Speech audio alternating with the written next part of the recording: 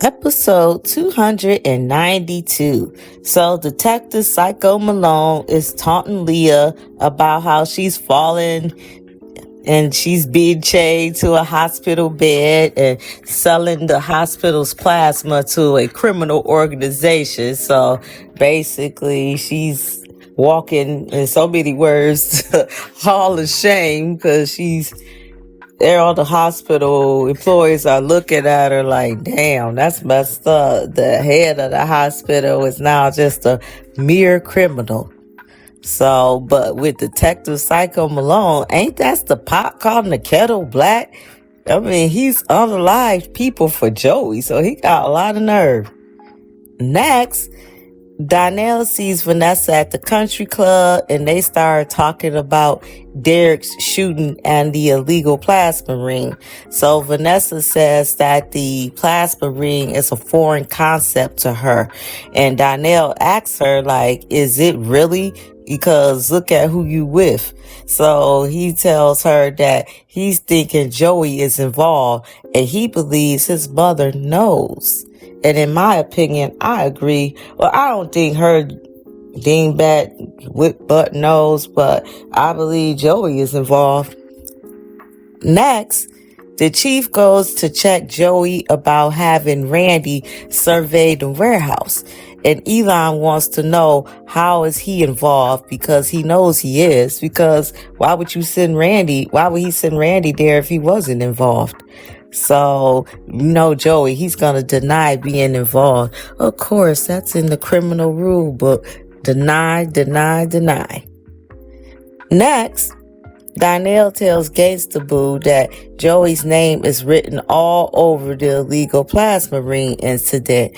And it's so sad that everybody, including her kids, can see Joey for what he is, except for Gangsta Boo. So the chief warns Joey that if he's involved, he will make sure he doesn't see the light of day. And I doubt that, because Joey, I don't care what the chief says, all Joey got to do is bring out the chief's involvement with that whole Martin Kinney scandal, and he's done. So the chief don't want that out, so he ain't gonna do nothing to Joey.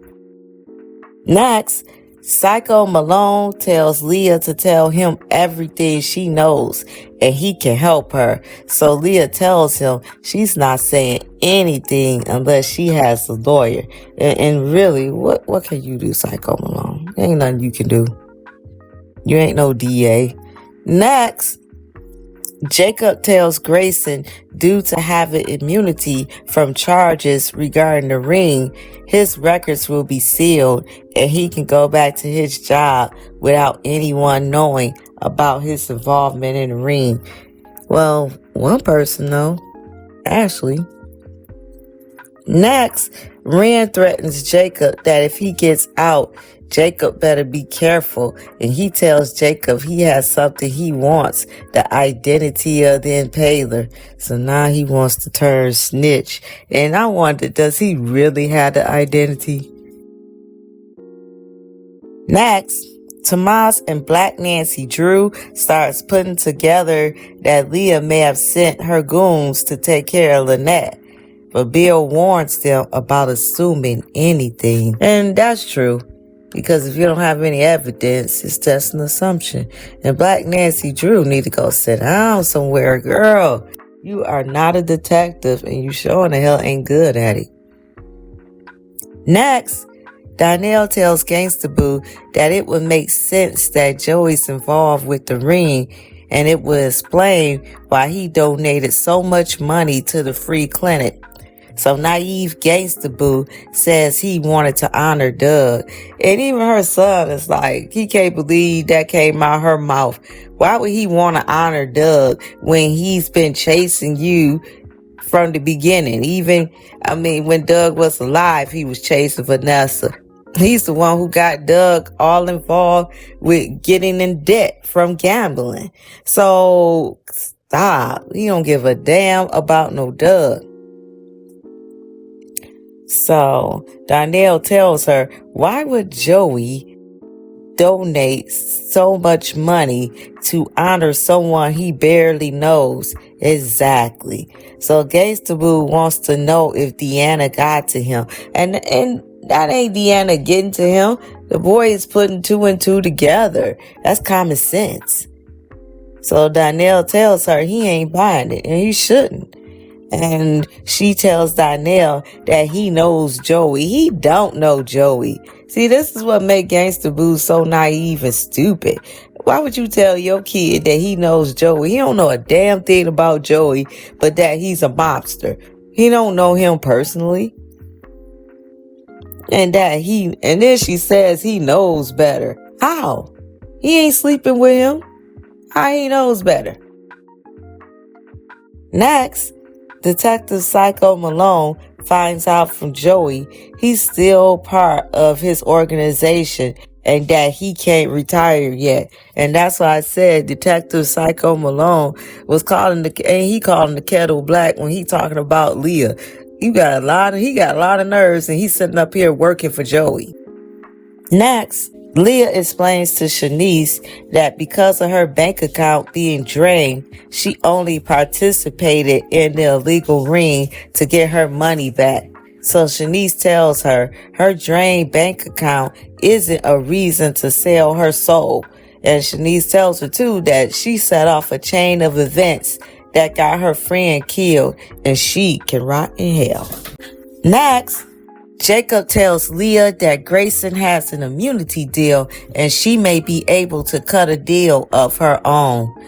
And I wondered, does she really, is she telling the truth? Maybe she don't know the Impaler. Maybe she was just talking to him on the phone. She never seen him face to face.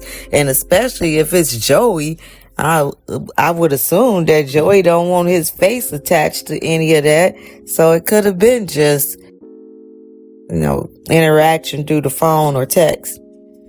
Next, Joey calls Randy and tells him to get word to the Impaler.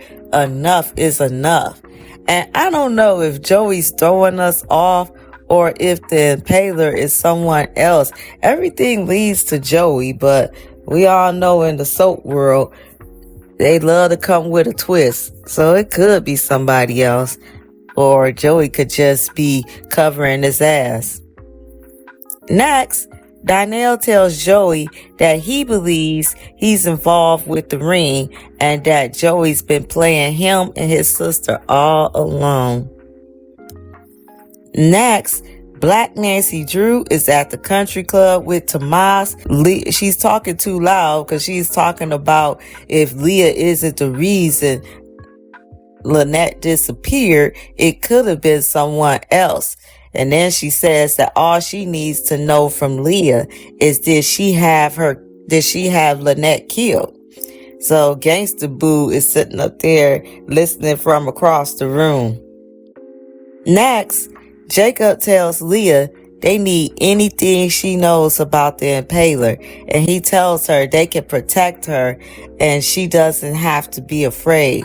So Leah says that she doesn't know who the Impaler is and that she couldn't identify him even if a gun was to her head. So, I don't know. Is she lying or is she telling the truth? I guess we'll find out eventually. And that ends the episode.